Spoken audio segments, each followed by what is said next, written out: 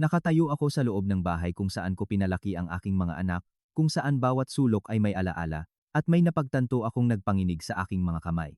Walang isa man sa kanila ang tumawag sa akin sa loob ng 3 buwan, hindi noong kaarawan ko, hindi noong Pasko, kahit isang text man lang.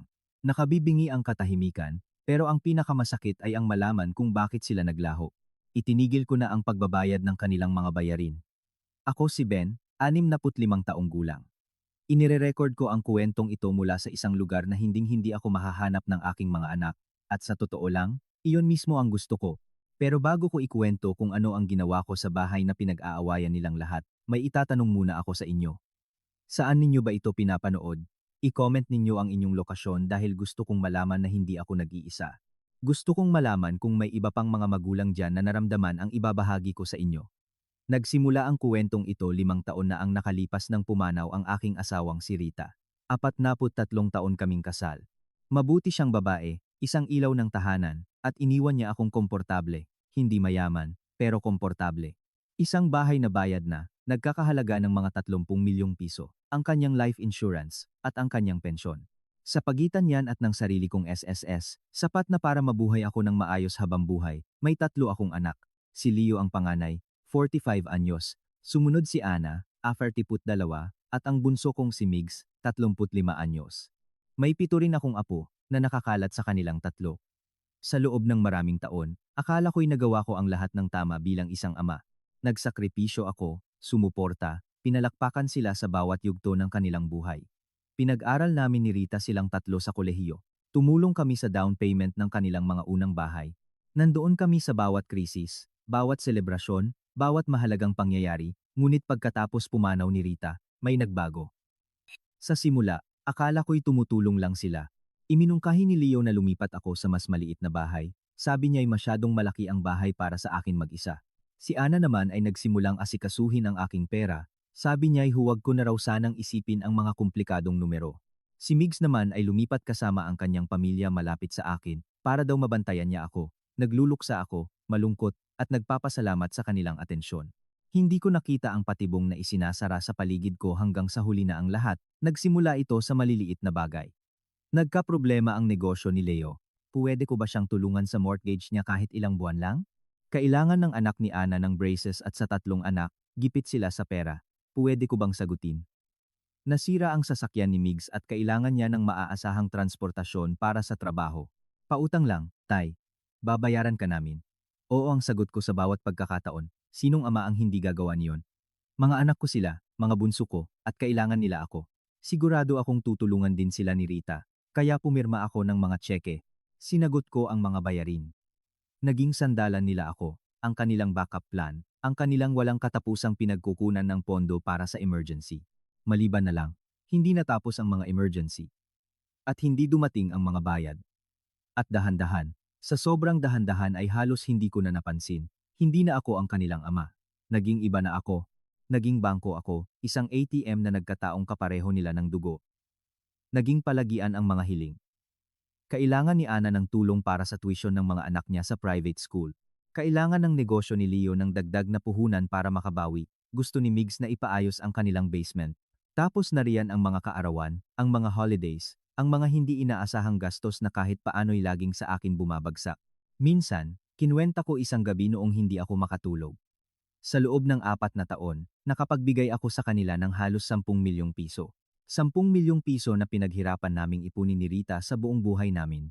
Pero heto ang talagang tumatak sa akin, hindi na sila humihingi, nag-uutos na sila, umaasa na sila. Tatawag si Ana at sasabihin sa akin na na-enroll na niya ang mga anak niya sa summer camp at kailangan niya ng 200,000 bago mag-Biyernes. Ite-text sa akin ni Leo ang halaga ng kanyang mortgage na may paalala na due na sa ika-1 ng buwan. Si Migs, hindi na nagkunwaring utang pa ang mga ito. Nagsimula akong managinip ng masama tungkol sa pagkaubos ng pera. Kinukuha ko na ang principal, hindi na lang nabubuhay sa interes at SSS. Ang aking financial advisor, isang mabait na lalaki na nagngangalang Mr. Santos, nakasama ni Rita sa trabaho sa loob ng maraming taon, ay kinausap ako at ipinakita ang mga projection. Sa takbo ng mga pangyayari, mauubos ang pera ko sa loob ng 6 na taon. Walang-wala sa edad na pitugtuan, walang natira at walang mapupuntahan. Ben, malumanay na sabi ni Mr. Santos, kailangan mo nang tumigil. Matatanda na ang mga anak mo. Kailangan nilang lutasin ang sarili nilang mga problema sa pera. Alam kong tama siya. Diyos ko, alam kong tama siya. Pero ang humindi sa iyong mga anak, kahit na nasa katanghalian na sila ng kanilang buhay, kahit na sinasaid ka na nila, ay isa sa pinakamahirap na gawin ng isang magulang. Mahal ko sila. Gusto kong maging masaya sila, maging secure, magkaroon ng magandang buhay. Hindi ba iyon ang dapat gawin ng isang ama? Inabot ako ng 3 buwan para lakasan ang aking loob. 3 buwan ng mga gabing walang tulog, ng mga atake ng pagkabalisa, ng pag-ensayo sa salamin kung ano ang sasabihin ko. Sa wakas, tumawag ako para sa isang family meeting. Nagluto ako ng hapunan, inayos ang mesa, at hinintay silang dumating. Si Leo lang ang dumating sa oras. Si Ana ay 40 minuto ng huli, at nag-text si Migs na hindi siya makakarating, pero kung ano man daw ang kailangan kong sabihin, sabihin ko na lang sa telepono. Iyon na dapat ang una kong senyales kung gaano talaga ako kahalaga sa kanila. Naghanda ako ng isang buong talumpati. Ipapaliwanag ko ang tungkol sa pera, sa mga projection, sa kung paano ko kailangang protektahan ang aking kinabukasan. Maging mabait ngunit matatag, mapagmahal ngunit malinaw. Sumulat pa ako ng mga tala sa mga index card na nasa bulsa ng aking cardigan, ngunit nang buksan ko ang aking bibig, ang lumabas ay mas simple. Hindi ko na kayo kayang bigyan ng pera. Pasensya na, pero hindi ko na talaga kaya. Ang katahimikan na sumunod ay parang isang pisikal na puwersa. Dahan-dahang ibinaba ni Leo ang kanyang tinidor. Ang mukha ni Ana ay naging blanko. Sa speaker ng telepono, narinig ko ang malalim na paghinga ni Migs. Anong ibig mong sabihin na hindi mo na kaya? Tanong ni Ana, at ang boses niya ay may talim na hindi ko pa narinig dati. Malamig, matigas, na para bang isa akong estranghero na kalalait lang sa kanya. Eksakto iyon ang ibig kong sabihin, sabi ko, nanginginig ang boses ko sa kabila ng pagtatangka kong maging matatag. Masyadong mabilis kong nauubos ang aking ipon. Kung ipagpapatuloy ko ito, wala nang matitira para sa aking sariling kinabukasan, para sa sarili kong pangangalaga kung kailanganin ko. Sumandal si Leo sa kanyang upuan, hindi mabasa ang kanyang ekspresyon. Tay, marami kang pera. Iniwan ka ni nanay na napakakomportable. Nakatira ka mag-isa sa isang bahay na nagkakahalaga ng halos 30 milyon. Ang drama mo naman. Nagiging makatotohanan lang ako, sagot ko, inilabas ang mga papel na ibinigay sa akin ni Mr. Santos. Tingnan ninyo itong mga projection. Tingnan ninyo kung gaano kalaki ang naibigay ko sa inyo sa nakalipas na 4 na taon. Hindi ito sustainable. Hinablot ni Ana ang mga papel mula sa aking kamay, kumikinang ang kanyang mga kuko na bagong manicure. Halos hindi niya tiningnan bago ibalik sa mesa. Mali ang mga numerong ito. Hinahayaan mong manipulahin ka ng advisor mo na yan. Siguro gusto niyang mas malaki pa ang invest mo sa kanya o kung ano paman. Walang iba kundi katotohanan ang sinasabi sa akin ni Mr. Santos, sabi ko, ramdam ang pag-init ng aking mga pisngi. At hindi mali ang mga numerong ito. Mayroon akong mga bank statement para patunayan ito. Ang boses ni Migs ay narinig mula sa speaker ng telepono. So, ano ba talaga ang sinasabi mo, Tay? Puputulin mo na lang kami basta-basta pagkatapos ng lahat ng ginagawa namin para sa'yo. Natigilan ako. Lahat ng ginagawa ninyo para sa akin? Ano ba talaga ang ginagawa ninyo para sa akin? Seryoso ka ba ngayon? Tumaas ang boses ni Ana. Inaasikaso ko ang pera mo. Tinitiyak kong hindi ka naloloko. Lagi kitang kinakamusta. Inaasikaso mo ang pera ko para alam mo kung magkano pa ang natitira para kunin, sabi ko, at nakita kong namula ang kanyang mukha, at hindi mo ako kinakamusta. Kinakamusta mo ang bank account ko. Biglang tumayo si Leo, gumalaw ang upuan sa sahig. Hindi ka panipaniwala ito. Mga anak mo kami, Tay. Pamilya tayo, nagtutulungan ang pamilya. Iyan ang gusto sana ni nanay. Huwag na huwag mong sasabihin sa akin kung ano ang gusto ng nanay mo, sabi ko, at ang boses ko'y lumabas na mas malakas kaysa sa narinig ko sa maraming taon. Nagpakapagod si Rita para maitaguyod ang pamilyang ito. Inipon niya ang bawat sentimo para magkaroon tayo ng seguridad sa ating pagtanda. Hindi niya ginawa iyon para ubusin ninyo lahat at iwan akong walang-wala. Ang mga salita ay nanatili sa hangin na parang usok. Kinuha ni Ana ang kanyang bag, ang kanyang mga kilos ay matalim at galit. Sa tingin ko, umalis na tayo, Leo. Malinaw na nagdesisyon na si tatay na maging makasarili. Makasarili? Ang salitang iyon ay tumama sa akin na parang sampal. Pagkatapos ng lahat ng ibinigay ko sa kanila, pagkatapos ng bawat sakripisyo, bawat tseke na pinirmahan, bawat bayarin na binayaran, makasarili ako dahil gusto kong protektahan ang sarili kong kinabukasan. Sige, mahinang sabi ko. Umalis na kayo, pero intindihin ninyo ito. Mahal ko kayong lahat higit pa sa buhay ko, pero tapos na akong maging ATM ninyo. Matatanda na kayo. May mga trabaho kayo, bahay, pamilya. panahon na para matuto kayong mamuhay ayon sa sarili ninyong kakayahan. Umalis sila nang hindi nagpapaalam. Ibinaba ni Migs ang telepono nang walang imik. Naiwan akong mag-isa sa hapagkainan, nakatingin sa pagkaing inihanda ko, sa magagandang pinggan na inayos ko, at umiyak ako hanggang sa wala ng luhang lumabas. 11 buwan na ang nakalipas mula noon. Sa mga unang linggo pagkatapos ng pag-uusap, kinumbinsi ko ang sarili ko na lilipas din ang lahat. Galit sila, nasaktan, defensive, pero babalik din sila. Pamilya kami. Hindi mo basta-basta itinatapon ang pamilya dahil lang sa pera. Hihinahon sila, mag-iisip, at matatanto na tama ako. Baka humingi pa sila ng tawad. Napaka-inosente ko. Tumigil ng tuluyan ang mga tawag. Si Ana, na dati tumatawag sa akin 3 beses sa isang linggo, ay nanahimik.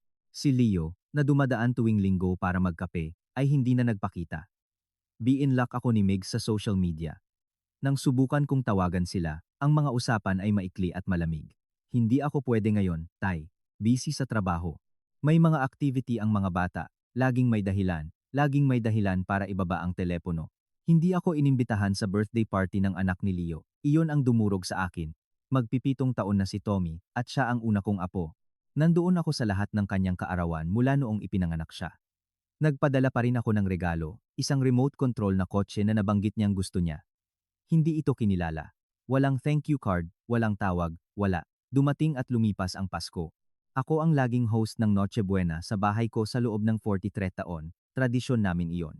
Nagsisimula akong maghanda ilang araw bago pa, niluluto ang mga paboritong pagkain ni Rita, tinitiyak na perpekto ang lahat. Ngayong taon, naghintay ako kung may magbabanggit ng plano. Walang nagbanggit. Sa huli, sumuko ako at tinawagan si Ana. Ay, sabi niya, walang emosyon ang boses. Sa bahay ni Leo kami magno-Noche Buena ngayong taon. Hindi ba niya nasabi sa'yo? Hindi, sabi ko, naninikip ang lalamunan ko. Hindi niya nasabi. Isang sandaling katahimikan. Ah, siguro nakalimutan lang niya. Alam mo naman kung gaano siya kabisi. Imbitado ba ako? Tanong ko, kinaiinisan kung gaano kaliit ang tunog ng boses ko. Isa pang katahimikan, mas mahaba ngayon. Tay, sa tingin ko hindi magandang ideya yan. Tense pa rin ang mga bagay-bagay. Siguro kailangan muna natin ng space. Space? Gusto nila ng space mula sa akin dahil itinigil ko ang pagpopondo sa kanilang mga lifestyle. Ginugol kang Noche Buena ng mag-isa sa unang pagkakataon sa buhay ko, kumakain ng ham sandwich at nanonood ng mga lumang pelikula, sinusubukang huwag isipin ang aking mga anak at apo na nagtitipon nang wala ako. Mas malala pa ang bagong taon. Nagpadala ako ng mga regalo para sa lahat ng 7 apo, maingat na pinili, magandang binalot. Isinama ko rin ang mga tseke para sa aking mga anak. Mas maliit na halaga kaysa dati, pero malaki pa rin. Akala ko baka ito na ang magbubukas ng pinto, ipakita sa kanila na hindi ko sila tuluyang iniiwan. Ang mga regalo ay hindi kinilala, walang ni isang pasasalamat, walang ni isang tawag. Ang mga tseke ay nakash sa loob ng ilang araw, ngunit nanatiling hindi nabasag ang katahimikan. Sinubukan ko ang lahat. Nagpadala ako ng mga text na hindi sinasagot. Nag-iwan ako ng mga voicemail na hindi pinapansin. Nag-drive pa ako minsan sa bahay ni Ana at binuksan niya ang pinto pero hindi ako pinapasok. Busy talaga ako, Tay. Siguro tumawag ka muna sa susunod. Pagkatapos ay isinara niya ang pinto sa mukha ko. Nakatayo ako sa kanyang beranda kung saan daan-daang beses na akong tumayo. Kung saan ako tinatanggap ng mga yakap at kape at mga apong tumatakbo para salubungin ako. At may natanto akong isang kahindik-hindik na bagay. Hindi nila ako mahal. Mahal nila ang pera ko. At ngayong wala na ang pera, wala na rin ang kanilang pagmamahal. Ilang buwan akong nasa ulap ng kalungkutan.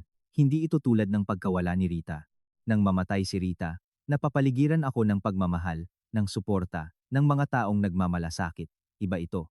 Ito ay parang binura ka sa buhay ng sarili mong pamilya, tinanggal na parang hindi ka kailanman naging mahalaga. Nakakasakal ang pagtanggi. Niresetahan ako ng doktor ng antidepressants.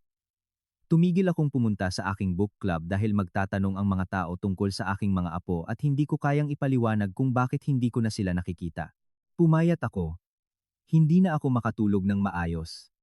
Ang bahay ay parang isang musoleo na puno ng mga larawan ng isang pamilyang ayaw na sa akin. Pagkatapos, isang araw noong Marso, 8 buwan matapos kong itigil ang pera, may narinig akong nagpabago sa lahat. Nasa grocery ako at nakita ko ang asawa ni Leo, si Gina, sa kabilang aisle. Muntik ko na siyang lapitan, desperado para sa anumang koneksyon sa aking pamilya, pero may pumigil sa akin. Nakatelepono siya at malakas ang kanyang boses. Oo nga, no. Akala niya talaga babalik-balikan pa natin siya pagkatapos niyang putulin tayo. Hello, may sarili tayong buhay. Isang sandali, tapos tawanan.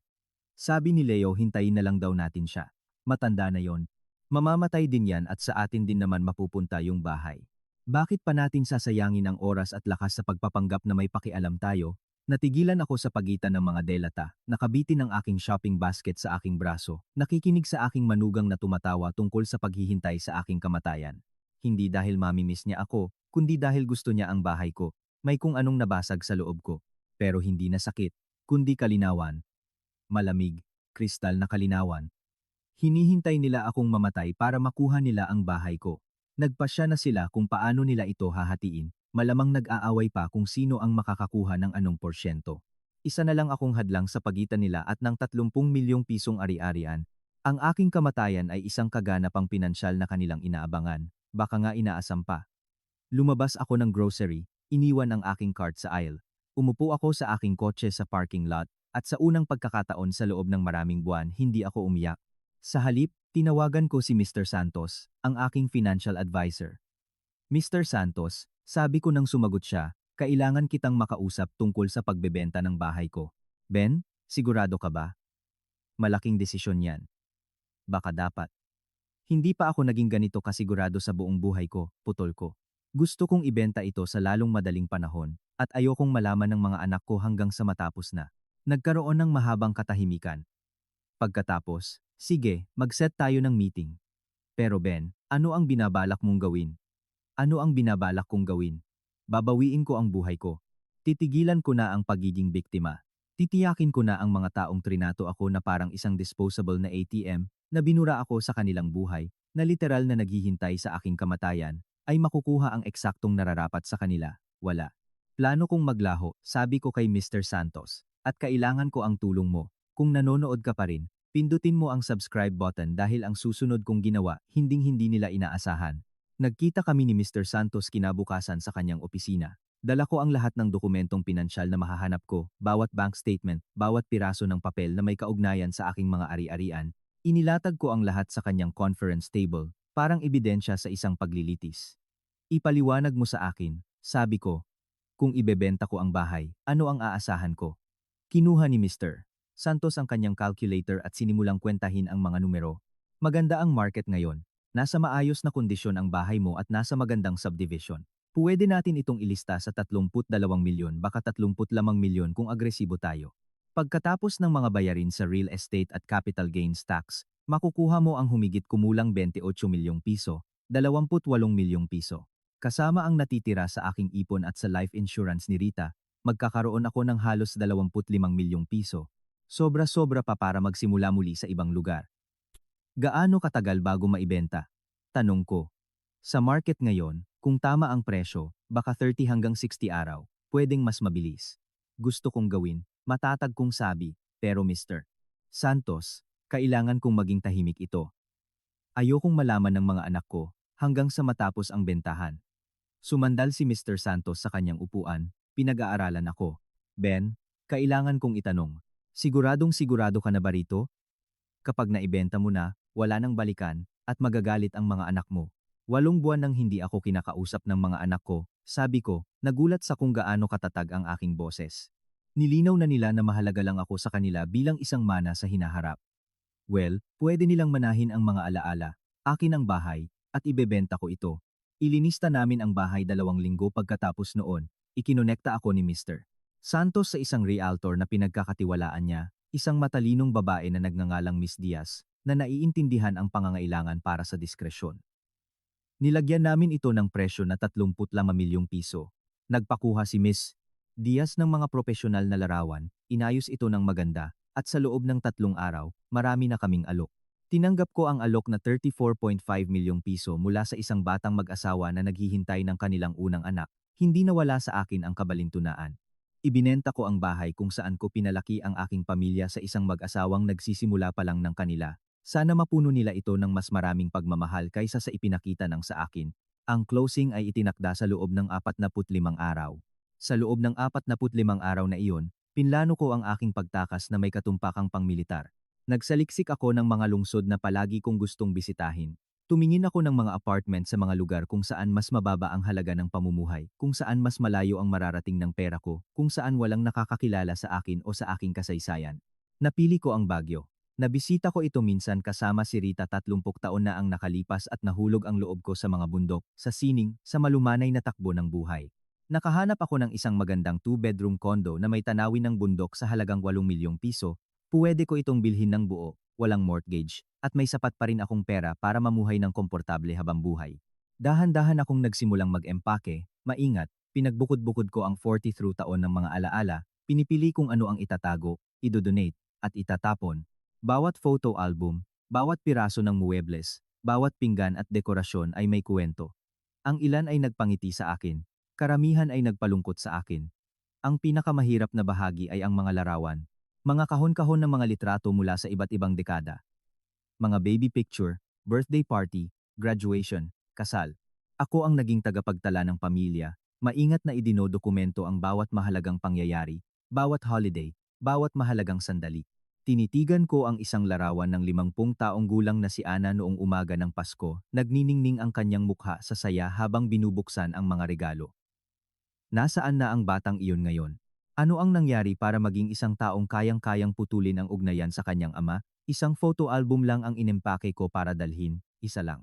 Ang natitira ay iniwan ko sa mga kahon sa basement para ang sinumang bumili ng bahay ang bahala. Hayaan silang magtaka tungkol sa pamilya sa mga larawan. Hayaan nilang isipin na masaya kami. 3 linggo bago ang closing, tumawag si Ana sa unang pagkakataon sa 9 na buwan. Tumalon ang puso ko nang makita ko ang kanyang pangalan sa screen ng aking telepono. Baka nagbago na ang isip niya. Baka na-miss niya ako. Baka matatapos na ang bangungot na ito. Tay, sabi niya, ang boses niya ay masaya at peke. Naalala kita ngayon. Kamusta ka na? Ayos lang ako, maingat kong sabi. Kayo? Kamusta na ang mga bata? Ay, ayos lang ang lahat. Makinig ka, Tay. Gusto kong humingi ng paumanhin. Sa tingin ko, nag-overreact tayong lahat tungkol sa pera. Pamilya ang mahalaga, di ba? Hindi pera.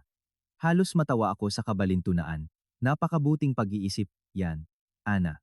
Kaya naisip ko, bakit hindi ka pumunta para sa hapunan sa linggo? Nandoon ang buong pamilya. Matagal na rin tayong hindi nagkasama-sama. Ang buong pamilya. Pagkatapos ng 9 na buwan ng katahimikan, bigla nila akong gustong makita. Alam na alam ko kung tungkol saan ito. May dumaan sa bahay at nakita ang for sale na sign. O baka may kapitbahay na nagbanggit. Nalaman nila at ngayon ay nagpapanik na sila. Mukhang masaya yan pag sisinungaling ko. Puwede ako sa linggo. Mabuti, mga alas 5 ka dumating. At Tay, na-miss ka talaga namin. Hindi ninyo ako na-miss. Na-miss ninyo ang mana ninyo, naisip ko. Hindi ako pumunta sa hapunan noong linggo. Sa halip, nagpadala ako ng isang group text sa 3 kong anak ng 4:04 ng hapon. Pasensya na, masama ang pakiramdam ko. Kailangan kong i-cancel. Sana maging masaya ang gabi ninyo. Pagkatapos ay pinatay ko ang aking telepono. Inisip ko sila na nakaupo sa paligid ng hapagkainan ni Leo, tinitingnan ang kanilang mga relo, tinatawagan ang numero ko, at nakakakuha ng voicemail. Inisip ko ang kanilang pagkadismaya, ang kanilang galit, ang kanilang pag-aalala. At wala akong naramdaman. Hindi kasiyahan, hindi pagsisisi, hindi kalungkutan, kundi isang kakaibang mapayapang pamamanhid. Nangyari ang closing noong Martes ng umaga sa kalagitnaan ng Mayo. Pumirma ako sa sunod-sunod na dokumento, matatag ang aking kamay. Inabot sa akin ni Miss Diaz ang isang tseke para sa mahigit 28 milyong piso pagkatapos ng lahat ng bayarin at komisyon. Tinitigan ko ang tseke na iyon, na kumakatawan sa lahat ng pinaghirapan namin ni Rita, at naramdaman ko ang pag-angat ng bigat ng aking lumang buhay mula sa aking mga balikat. Mukhang mabubuting tao ang mga bumili. Malaki ang tiyan ng asawang babae, nagniningning sa kagalakan tungkol sa kanilang bagong tahanan. Ang asawang lalaki naman ay laging pinag-uusapan ang likod bahay, kung gaano ito kaperpekto para paglaruan ng kanilang anak. Binati ko sila ng mabuti at taos-puso iyon. Lumabas ako sa opisina ng abogadong iyon bilang isang malayang tao. Noong hapon ding iyon, huminto ako sa aking bagong kondo sa Baguio. Ang moving company na kinuha ko ay naghatid na ng aking maingat na piniling mga gamit noong nakaraang araw, hindi naman gaanong marami. Isang bedroom set, ang paborito kong upuan, ilang libro, aking mga damit, at ang isang photo album na iyon. Ang lahat ng iba ay naibenta ko, na-donate, o iniwan. Ang kondo ay nasa ikatlong palapag na may balkonahe na tanaw ang mga bundok. Mas maliit ito kaysa sa aking lumang bahay, at perpekto ito, malinis, simple, hindi nabibigatan ng mga alaala ng pagtataksil. Nakatayo ako sa balkonaheng iyon, pinapanood ang paglubog ng araw na pinipinta ang mga bundok ng lila at ginto, at huminga ako ng malalim na parang sa unang pagkakataon sa loob ng maraming taon. Nag-iwan ako ng isang sulat para sa aking mga anak sa lumang bahay, idinikit sa kitchen counter, kung saan alam kong mahahanap nila kalaunan. Ilang oras kong isinulat at muling isinulat ito. Sinusubukang hanapin ang mga salitang sapat na magpapahayag ng lahat ng aking nararamdaman. Sa huli, ginawa ko itong simple. Mahal kong Leo, Ana, at Migs. Sa oras na mabasa ninyo ito, wala na ako at ang bahay ay pag-aari na ng iba. Sigurado akong galit kayo. Sigurado akong pakiramdam ninyo ay pinagtaksilan kayo. Pero kailangan ninyong maintindihan. Sa nakalipas na 5 taon, trinato ninyo ako na parang isang bank account na may pulso. Kumuha kayo ng kumuha. At nang sa wakas ay humindi ako, binura ninyo ako sa inyong buhay. Tumigil kayo sa pagtawag, pinutol ninyo ako. Nilinaw ninyo na mahalaga lang ako sa inyo bilang isang mapagkukunan ng pera at isang mana sa hinaharap. Narinig ko si Gina sa telepono na pinag-uusapan ang paghihintay sa aking kamatayan para makuha ninyo ang bahay na ito. Kaya, ginawa kong madali para sa inyo. Hindi nyo na kailangang maghintay pa. Wala na ako at wala na rin ang inyong mana. Sana ang 10 milyong pisong ibinigay ko sa inyo sa mga nakaraang taon ay naging sulit para mawala ang inyong ama. Sana pagdating ninyo sa edad ko, mas mahusay ang pagtrato sa inyo ng inyong mga anak kaysa sa pagtrato ninyo sa akin, na ibenta na ang bahay. Ang pera ay akin, at magsisimula ako muli sa isang lugar na hinding-hindi ninyo mahahanap. Huwag na kayong mag-abala pang hanapin ako, Ben. Nagpagawa ako ng mga kopya ng sulat na iyon at ipinadala sa bawat bahay ng aking mga anak. Naka-time na dumating ito isang araw pagkatapos ng closing. Gusto kong matanggap nila ang balita ng magkahiwalay at pribado para hindi sila agad makapag-usap at magplano. Gusto kong maupo ang bawat isa sa kanila at isipin kung ano ang nawala sa kanila, kung ano ang kanilang itinapon, kung ano ang naging kapalit ng kanilang kasakiman. Ang aking telepono, na binuksan ko muli pagdating sa Baguio, ay nagsimulang tumunog noong gabing iyon. Una si Ana, tapos si Leo, tapos si Migs, paulit-ulit ang mga tawag. Hinayaan kong mapunta lahat sa voicemail. Pinakinggan ko ang mga mensahe minsan, isang parada ng galit at hindi paniniwala at mga akusasyon. Paano mo nagawa ito sa amin? Sigaw ni Ana, pagnanakaw ito, Tay. Ang bahay na yon ay mana namin. Malamig sa galit ang boses ni Leo. Pagsisisihan mo ito. Hindi ganito ang trato ng pamilya sa pamilya. Mas nasasaktan kaysa galit ang tunog ni Migs na halos ikinatawa ko. Hindi ganito ang trato ng pamilya sa pamilya. Ang kabalintunaan ay ganap na nawala sa kanya. Binura ko ang bawat mensahe at binlock ang 3 numero. Ang unang buwan sa Baguio ay kakaiba. Patuloy kong hinihintay na tamaan ako ng konsensya, na manahan ang pagsisisi, na umiral ang aking pagiging ama at mag-udyok sa akin na kausapin ang aking mga anak. Hindi ito dumating. Sa halip, ang dumating ay kapayapaan. Tunay na kapayapaan na hindi ko naramdaman sa loob ng maraming taon. Sumali ako sa isang book club sa lokal na aklatan. Nagsimula akong kumuha ng mga klase sa watercolor sa community center. Nag-volunteer ako sa isang women's shelter 2 beses sa isang linggo. Tinutulungan ang ibang kababaihan na muling buuin ang kanilang buhay pagkatapos ng mahihirap na sitwasyon. Nakahanap ako ng mga kaibigan, totoong mga kaibigan na gusto ako dahil sa kung sino ako, hindi dahil sa kung ano ang maibibigay ko. Isa sa mga kaibigang iyon ay si Tita Elena, isang 72 taong gulang na retiradong guro na nakatira 2 pintulang mula sa akin. Isang umaga habang nagkakape, tinanong niya ako tungkol sa aking pamilya. Ito ang unang pagkakataon na may direktang nagtanong. May 3 akong anak, maingat kong sabi. Hindi kami nag-uusap. Tumango si Tita Elena, hindi na nag-usisa pa. Minsan, ang mga taong dapat na pinakamahal sa atin ang siyang pinakamasakit manakit. Nagkaanak ka ba? Tanong ko. 2 lalaki. Ang isa ay namatay sa isang aksidente sa sasakyan noong 23 anyos siya. Ang isa, well, sabihin na lang natin na magkaiba kami ng ideya kung ano ang ibig sabihin ng pamilya. 15 taon ko na siyang hindi nakikita. Pinagsisisihan mo ba ang paghihiwalay? Pinag-isipan ito ni Tita Elena, dahan-dahang hinahalo ang kanyang kape. Pinagsisisihan ko na pinili niya ang pera kaysa sa aming relasyon. Pinagsisisihan ko na naging iba siyang tao na hindi ko na makilala. Pero pinagsisisihan ko ba na protektahan ang aking sarili? Hindi. Ni Katiting, Ben, darating ang punto na kailangan mong pumili sa pagitan ng pagpapanatili ng iyong dignidad o pagpapanatili ng isang relasyon na patay na. Hindi mo pwedeng gawin pareho. Ang kanyang mga salita ay nagpakalma sa isang bagay sa akin na hindi ko na malayang hindi pa pala kalmado. Mga 3 buwan pagkatapos kong lumipat, nakatanggap ako ng isang certified letter. Galing ito sa isang abogado na kumakatawan sa 3 kong anak. Kinokontesta nila ang pagbebenta ng bahay, sinasabing hindi ako nasa tamang pag-iisip ng gawin ko ang desisyon na naimpluwensyahan ako ng aking financial advisor na bilang aking mga anak, may karapatan silang manahin ang tahanan ng pamilya. 2 beses kong binasa ang sulat, pagkatapos ay tinawagan ang sarili kong abogado, isang matalinong babae na nagngangalang Attorney Patricia, na dalubhasa sa elder law. Binasa niya ang kanilang mga paratang at tumawa pa. Ben, kalokohan ito. Sinuri ka ng iyong doktor bilang nasa tamang pag-iisip. Legal ang pagbebenta mo ng ari-arian na pag-aari mo. Walang legal na basehan ang iyong mga anak. Isa itong desperadong pagtatangka na takutin ka. So, anong gagawin ko? Wala. Sasagutin ko ang kanilang abogado, patitigilin ko ito at iyon na ang katapusan. Bagaman, kailangan kong itanong, gusto mo bang isama ko ang isang cease and desist para malinaw na hindi ka na nila dapat kontakin pa? Naisip ko ang aking mga anak, malamang na nagtitipon kasama ang kanilang abogado, kumbinsido na kaya nila akong takutin o manipulahin pabalik sa kanilang buhay, pabalik sa aking papel bilang kanilang personal na bank account. Opo, matatag kong sabi. Gawin ninyong napakalinaw. Gumawa si Attorney Patricia ng isang tugon na walang puwang para sa interpretasyon. Ang aking mga anak ay walang karapatan sa aking ari-arian, walang karapatan sa aking pera, at walang batayan para kwestuunin ang aking mga desisyon. Ang legal na sulat na iyon ang naging tanda ng pagtatapos ng kanilang mga pagtatangkang makipag-ugnayan sa akin. Matapos linawin ang sagot ni Attorney Patricia na wala silang kaso, tuluyang tumigil ang mga tawag at email. Para bang sa wakas ay tinanggap na nila na seryoso ako, na talagang wala na ako, na ang pera ay tunay na hindi na nila maaabot. Magsisinungaling ako kung sasabihin kong hindi ito masakit. Mga anak ko sila, mga taong dinala ko sa aking sinapupunan, pinalaki, minahal ng buong puso ko.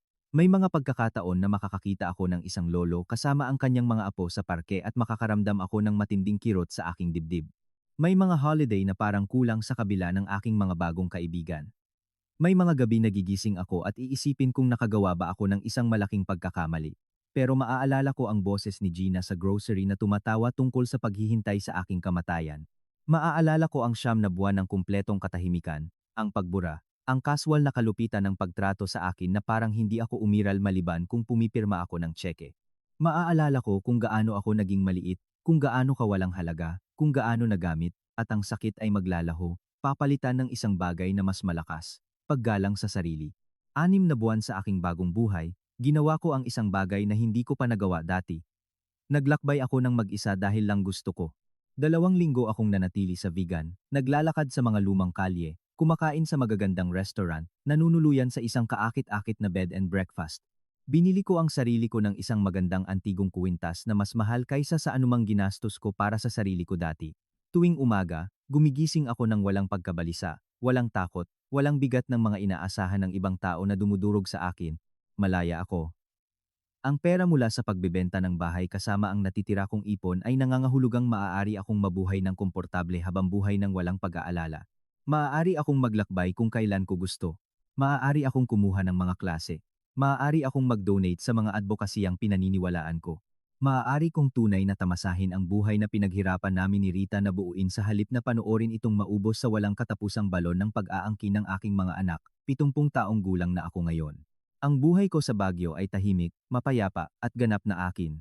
Mayroon akong mga kaibigan na nagpapahalaga sa akin, mayroon akong mga libangan na nagpapasaya sa akin.